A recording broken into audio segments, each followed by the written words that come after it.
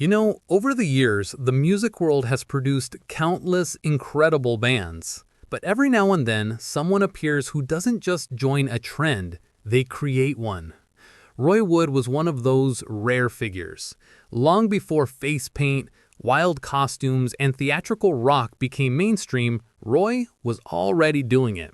He painted his face before it was fashionable, wore rainbow colors when everyone else insisted on black, and imagined orchestras fused with rock music before anyone believed it could work. While other musicians followed the rules, Roy Wood was busy rewriting them. He was a man who couldn't help but experiment. If an instrument made a sound, guitar, cello, oboe, saxophone, bass, Roy wanted to learn it, master it, and then combine it with something totally unexpected. From The Move to Electric Light Orchestra to Wizzard, he chased one unshakable vision: make music bigger, richer, louder, and more imaginative than people thought possible. To Roy, music was color, it was spectacle, it was joy. It wasn't something that could be contained inside 3 chords or a simple song structure. Growing up in Birmingham shaped him, but his imagination had no borders. Behind the eccentric outfits and untamed hair was a serious student of music, a man who collected records like they were treasure. Each album he loved taught him something different about how to surprise listeners, how to create emotion, and how to build soundscapes that nobody could ignore. These 7 albums weren't just his favorites. They were the blueprint for everything he would eventually create, the foundation behind a career devoted to refusing the ordinary. So let's look at Roy Wood's 7 all-time favorite albums, the records that shaped a dreamer into a true visionary. And before we start, subscribe if you believe music should always be bold, daring, and unpredictable. 6. Pet Sounds, The Beach Boys, 1966. Brian Wilson's Pet Sounds cracked Roy Wood's world wide open. This was a record that proved pop music could be both emotional and profoundly artistic. Wilson used French horns, harpsichords, Coca-Cola cans filled with water for percussion, bicycle bells. Anything that made a unique sound became an instrument. Roy instantly recognized a kindred spirit, someone who heard music everywhere. Songs like Wouldn't It Be Nice were drenched in orchestration, full of longing and innocence. And God Only Knows, often considered one of the most beautiful love songs ever recorded, stunned Roy with its emotional depth and mathematical precision. He studied Pet Sounds like it was a university textbook. How did Wilson blend so many parts without losing clarity? How did he make complex ideas sound accessible? How could pop be soft, heartfelt, and deeply sophisticated all at once? This album confirmed Roy's own vision. You could use orchestras in rock music. You could build elaborate vocal harmonies. You could push boundaries and audiences would follow. Without Pet Sounds, the idea of electric light orchestra might never have existed. 5. Freak Out. Frank Zappa's debut album taught Roy Wood something no other record had shown him. Weirdness is valid. Not only valid, it can be brilliant. Freak Out was controlled chaos. Zappa combined doo-wop with experimental noise, social commentary with absurd humor, virtuosic musicianship with moments of deliberate amateurism. It was an album with no boundaries, no rules, and no intention of fitting into any category. Songs like Hungry Freak's Daddy exposed societal hypocrisy while sounding like an unhinged garage band.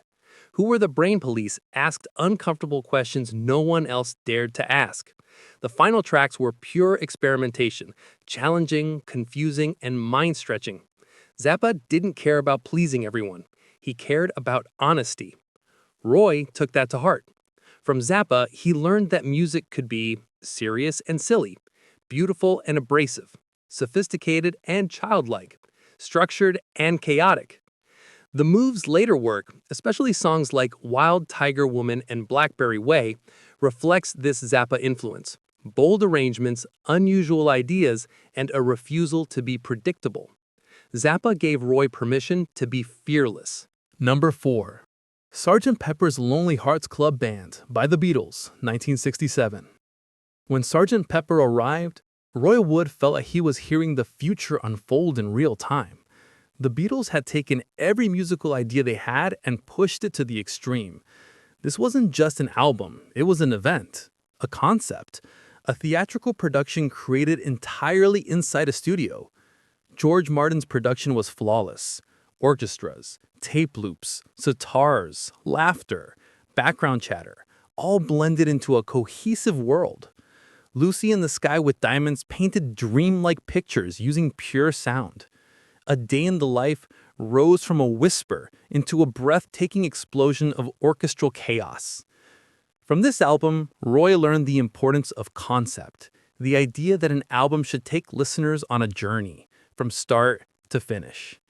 He admired how every song had a purpose, how the transitions flowed, and how classical instruments didn't just decorate the music, they elevated it. The entire mission of Electric Light Orchestra was born here. Beatles-style songwriting mixed with classical ambition. Sgt. Pepper didn't just inspire Roy Wood, it validated him. 3. Walk Away Renee, Pretty Ballerina, The Left Bank, 1967. This album introduced Roy to the world of Baroque pop, a genre that blended classical instruments with rock and pop. The Left Bank were pioneers, bringing harpsichords and string arrangements into songs about teenage heartbreak. Walk Away Renee hit Roy especially hard. The harpsichord, the melancholy melody, the sophistication hidden inside simple pop structures. It proved something he always believed: softness can be powerful. The Left Bank didn't shout. They painted atmosphere, used space, and created emotional depth with subtle choices. Roy carried this lesson forward, later using harpsichord textures and classical touches in songs with the Move and ELO. It showed him that elegance could be just as bold as volume. Number 2. A quick one. The Who, 1966. Pete Townshend's mini opera, A Quick One, While He's Away, fascinated Roy Wood. The song, nearly 9 minutes long, told a complete story using multiple movements, different tempos, shifting moods, and dramatic transitions. The Who proved that rock songs didn't need to follow the verse-chorus formula. They could be stories. They could evolve. They could surprise. Keith Moon's explosive drumming, John Entwistle's steady bass, Townshend's crashing guitar, and Roger Daltrey's powerful vocals created an intense theatrical energy. But beneath the chaos was careful thought, each section serving a narrative purpose. Roy learned that storytelling could belong in rock music, that ambition belonged in songwriting, that listeners would follow if the journey was worth it.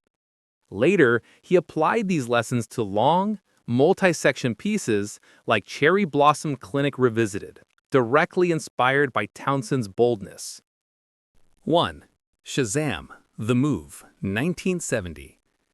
Roy Wood's top choice was his own band's second album, not out of ego, but because he believed it represented the moment everything he'd learned from his favorite records finally came together. Shazam was heavy, ambitious, experimental, theatrical, and daring. It was the bridge between The Move and what would eventually become Electric Light Orchestra. Songs like Hello Susie displayed raw power, Beautiful Daughter showed emotional delicacy, and the 10-minute Cherry Blossom Clinic Revisited was Roy's first fully realized epic: multiple sections, classical touches, dramatic shifts, and orchestral imagination.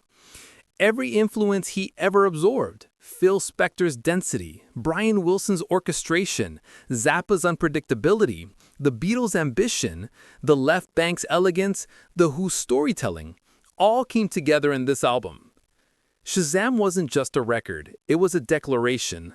Roy Wood would never settle for safe.